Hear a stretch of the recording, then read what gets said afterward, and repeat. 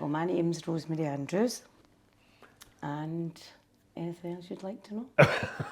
Lots of things, Rosie. Okay. So you grew up in this area? I didn't grow up here. I met my husband here. So we were here, we've been here for nearly 40 years. Right. We met each other, and then we got a house here at Bridgeton Cross. We got married, and then we went and lived in the house. And then we moved to the tenements, the multi-stories first, in Millerfield and Kilmarnock. We then were there for a few years, so I had my son and my daughter. And then we were moved down. We needed a bigger house, because obviously the age of a boy and girl, you needed a bigger house. So we then moved down to the tenement buildings in Millerfield. Then we had to move again because the flats were subsiding. So we went to the other side of the buildings, or the other tenements, and we stayed there until they were doing the clearing for the Commonwealth Games. So everybody started to get a house, and things that were asking us, we were like, no, we're not going there. We're not going. We want to go somewhere where we feel comfortable and we like it, and it's good for our kids growing up now. And so everybody else seemed to move out the close. We were left there. So at night time, if any of us were going out, or my husband was coming in for work, we had to shine a torch down the two landings below, because he couldn't see. The lights in the bottom had stopped working because the electricity supply down there had stopped. So to come up and down the stairs, we had to shine a torch for whoever it was coming up the stairs or going down the stairs. It was quite a frightening time, because you didn't know who was going to be able to get in there. So it wasn't very nice. And then we were given a house in Kerr Street at Bridgeton. So the building that you were in then, this was an old style tenement? Yes. They had been modernised. Right. So they had been modernised a bit, because what they did was, I actually had a drying cupboard for my washing that had a window in it. Because the way they had rejigged the houses, they'd put two houses together. So it gave you a massive big long hall and quite a fair size of kitchen. The rooms were really big.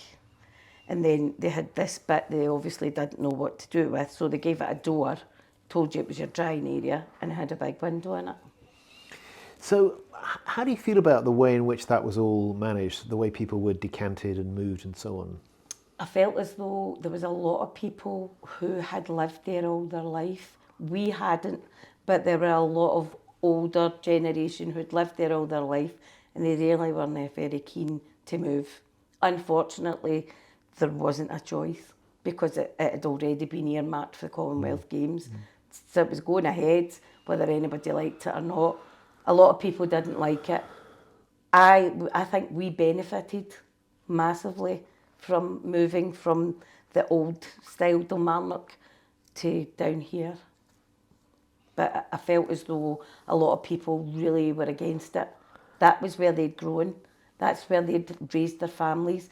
They kind of knew everybody round about. I mean, as I said, when we went up and down in the flats, you met everybody in the lift. So we knew everybody's name. There was a dog who used to come in the lift, and he stayed in 21. We would go in, we stayed in 6. So everybody that went in it pressed which landing they were going to and 21. The dog, everybody knew the dog, and the dog knew where it was going. And everybody knew if you had to add on 21. So that it was amazing, but that's what happened. And his name was Chico. So now that so here we are, we're sort of 10 years or so on from the Commonwealth Games and so on, and we've seen kind of what's happened in the area, and there's obviously been a lot of building. How do you feel about it now? To what extent do you think it's got better or got worse, or what do you think? I would probably say along there now, it's hard to say because I don't live there now. Sure. But yes, from the outside, it looks great, marvellous flats. But I think they brought people from so many different areas.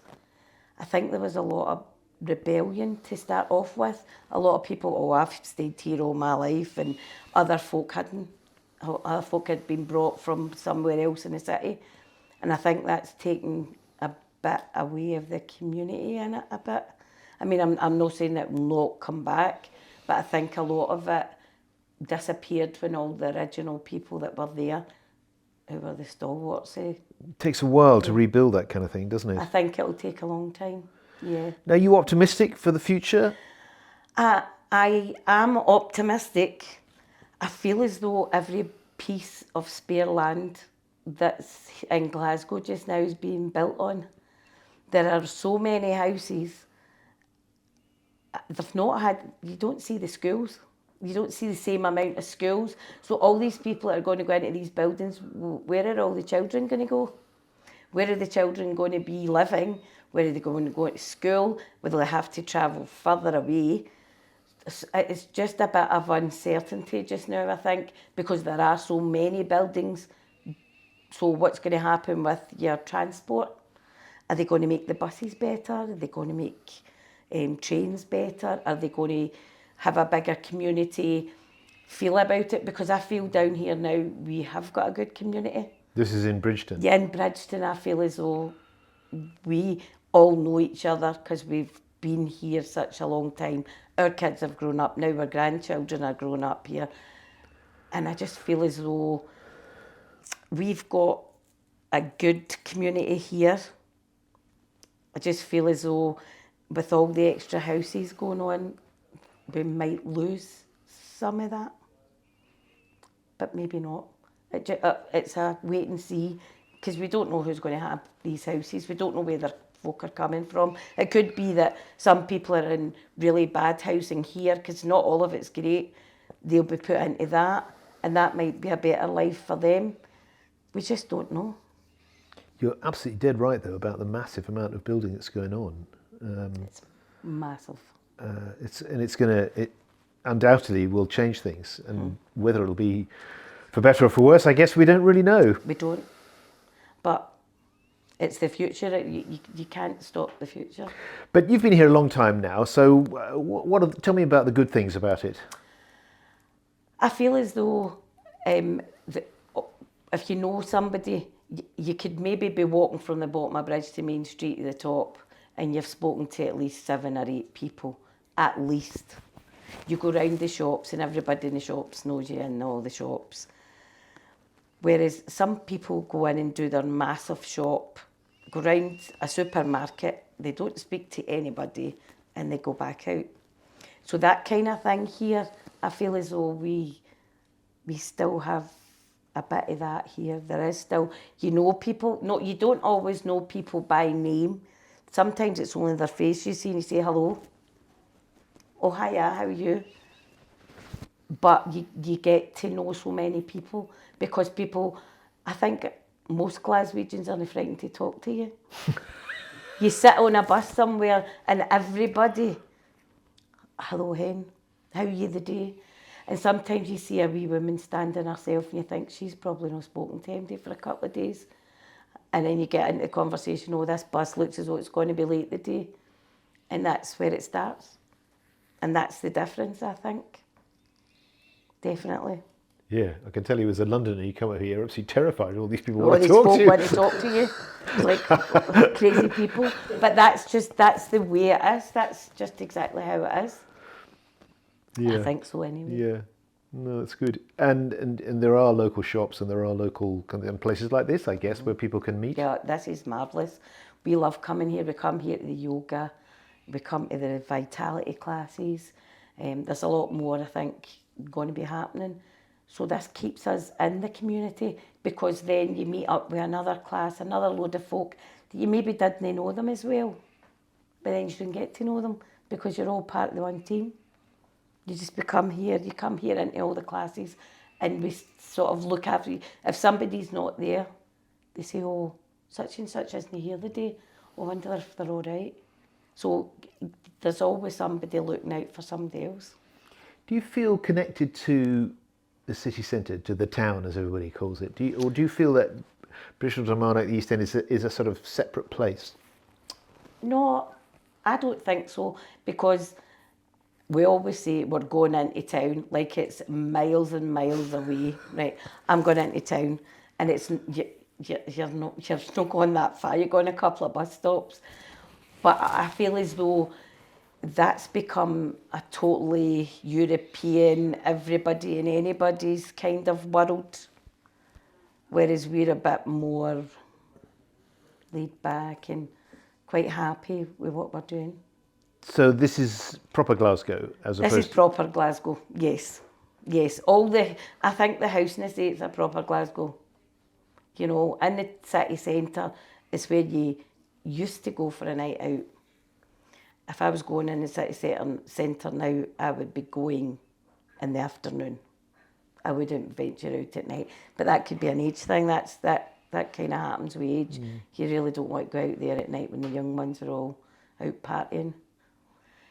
But I feel as though this is the heart of Glasgow. The East End is where a lot of the hardships gone on. Really hardships for a long, long time. Not everybody's had a great upbringing, but they make the best of what they've got. And to what extent is it getting better from that point of view? I feel as though there's a lot more help for single mothers, and there's a lot more community. There's a lot of people coming now from other areas, from other countries. So we're all a bit kind of intermingled now. We've got Polish people, we've got Afro-Caribbeans, and everybody's just trying to get on. So I think we're slowly getting in there with the rest of the world. But you still have that wee bit and it's no Bridgeton, it's Brigton. There's still this wee bit in Brigton where everybody knows each other. That's the bit that kind of keeps people going. Great. Tell me your best story of life in Brigton.